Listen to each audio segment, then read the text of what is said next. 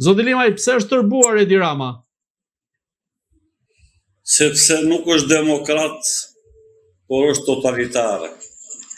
Dhe akoma nuk e kupton ky shteti demokratik dhe ligjor, kur Anglia që shkëlqen në botë, për 10 vjet ka ndërruar 7 kryeministra me dorëheqje normale.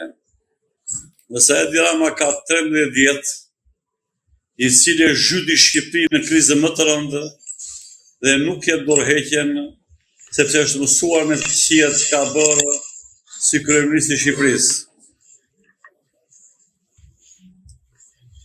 Në këtë rast, nisur nga ajo sa ju keni parë qoftë me protestën, por edhe pikat e lexuara nga Dritan Goxhaj dhe sulmin nga ana tjetër e Edi Ramës, si e shpjegoni sulmin që ka nisur kundrejt Dritan Goxhaj duke cilësuar si zëdhënës të Iranit dhe nga ana tjetër duke njollosur edhe imazhin e ushtrisë çlirimtare të Kosovës?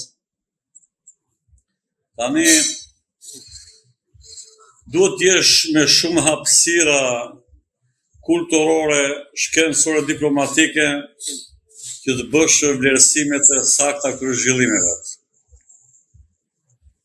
Rinia e kombit shqiptar u ngrit në këmbë për gjën madhore, po të çirua Shqipërinë nga shkatërrimi i saj 35 vjeçar dhe krimi një bande politike e cila ka vjedhur pasurinë kombëtare në mënyrë më galopante dhe ka lënë popullin në mëshit fatit.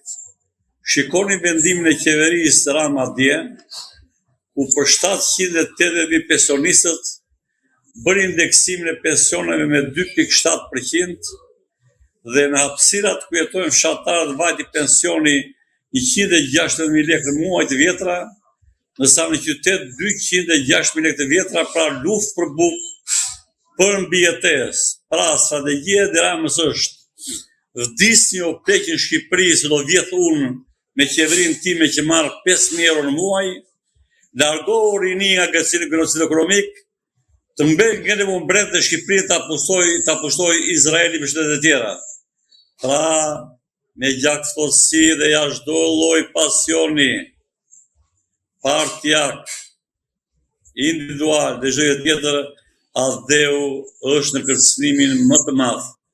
Edi Rama bëri strategjinë e kolonializimit të Shqipërisë, gjoja në emër të investimeve, nga Butrinti deri lart gjithë vendin. Pra Shqipëria aktualisht nuk është më 20.000 kilometra, është përbërë. Vim të pika 2 pyet juve.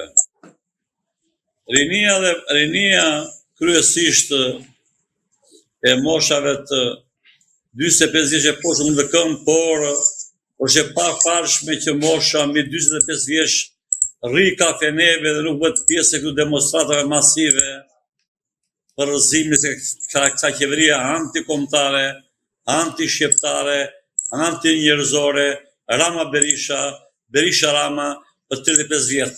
Por ka diçka madhore. Në qoftë se ndiqni me vëmendje, protesta nuk ka leadership drejtimi. Pse nuk e ka? Sepse kanë zgjedhë veten e tyre, një 40 veta, të cilët nuk kanë vlerat e mëdha strategjike për drejtimin e kësaj proteste dhe një programi strategjik, të cilën ne edhe kemi dërguar dhe drejtani kthetin nga 9 pika që dërgova unë dhe lexojnë 3. Pra, lere ti në retorikën, problemi është për zgjidhje të mëdha strategjike kombëtare. Leri karrierat e partitë, këtu problemi që ata fatkeqësisht po e zvarrisin dhe po e lodhin atë protestë se nuk ka një leadership shkencor të zhvillimit të Shqipërisë. Është vetëm leadershipi apo fshihet edhe diçka tjetër? Nuk ka leadership brenda. Nuk lejon leadership ata brenda. Po pse?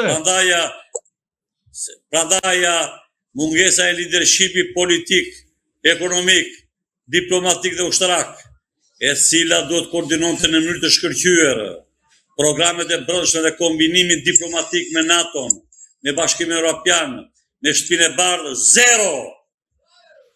dhe këta do marrë përgjegjësi sepse kanë pushtuar dhe neutralizuar zhvillimin e proteste mallore.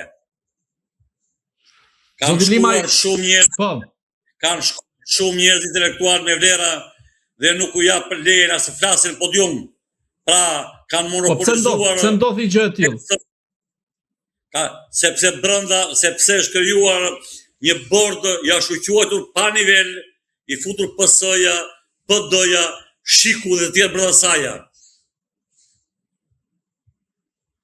Po, grupi koordinues i protestës në një listë që kishte hartuar, pra dhe një sër kërkesash, kishte dërguar dhe një letër gjithë ambasadave në vend, të paktën sa është publike në media.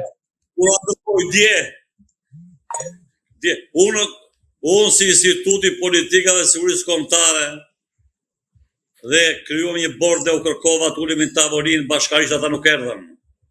Dhe ne ja kemi dërguar shkresën NATO-s, Bashkimit Evropian, të gjithë shtetet e Bashkimit Evropian, të shtëpisë bardhë dhe Kongresi Amerikan, dhe sa e bordi atje do mbaj përgjegjësi për të pasojë që kësaj proteste madhore. Po sa i përket sulmeve që Nuk është mendimi im personal, është mendimi gjithë intelektualëve të profesorëve dhe kuadrove madhor të Shqipërisë brenda dhe jashtë shtetit, që ne shkëmbejmë informacion ditore. Pra, protesta nuk ka leadership politik, ekonomik, diplomatik dhe ushtarak, po ka një grup i cili kërkon bë leadership ku nuk ka të nivel. Po nga ana tjetër, sulmet që ka kryer Edi Rama kundrejt protestuesve të caktuar, si cilësoni, konkretisht edhe ndaj Dritan Goxhait? Konfliktet personale nuk zgjidhin gjë, ndërsa paraqitja e programeve shkencore dalës nga krizës politike, ekonomike, diplomatike dhe ushtarake pa emra të veçantë, po me studi të përsosur nuk ka që kundërshton as Edi Rama dhe as kush. Sa luftat personale në nuk na interesojnë. Po sa i përket denigrimit të figurave të ushtrisë çlirimtare të Kosovës, si e keni parë teksa Taula Mballa publikoi dhe një listë, një formë listë pagese kundrejt disa ish ushtarakëve të ushtrisë çlirimtare të Kosovës, ku biden sy edhe heroi Tahir Sinani. Për shfatkeqësi e madhe që Taula Mballa është kryetari grupit parlamentar Partisë Socialiste dhe ngatron luftën çlirimtare të Kosovës dhe luftarët që luftojnë në Kosovë me problemin e madh që ka Shqipëria për mungesën e shtetit demokratik dhe ligjor, për korrupsion dhe krimin ekonomik, probleme janë të ndara. Dhe populli i Kosovës është popull shqiptar, janë vëllezërit tanë dhe kanë të drejtë të demonstrojnë në mënyrë paqësore për kërkesat e popullit shqiptar dhe Edi Rama dhe Balla dhe shokët e tyre të mos nxjerrin armiq të jashtëm iranian e sharuan emrin, po të shikojnë armiqsinë të vetë tyre që shkatëruan Shqipërinë dhe lanë popullin në varfëri të skajshme, ku vetë tyre janë bërë super të pasur e botës, kur pasuria kombëtare është monopolizuar në duart e tyre dhe populli është ditë hallit dhe 2.1 milion banor braktistan dhe unë, nësa pjesa tjetër, pjesa e ndershme e popullit shqiptar, shtresat e mesme të varfra, bëjnë luftë për jetë në të vend begat që do ishte zvisit sot. Si e cilësoni projekt ligjin e ri të iniciuar nga qeveria shqiptare sa i përket shitjes së tokave bujqësore tek të huajt, ku Edi Rama e sqaroi pak ditë më parë se ky ligj i shtrin efektet 7 vite pasi Shqipëria të jetë antare e Bashkimit Evropian?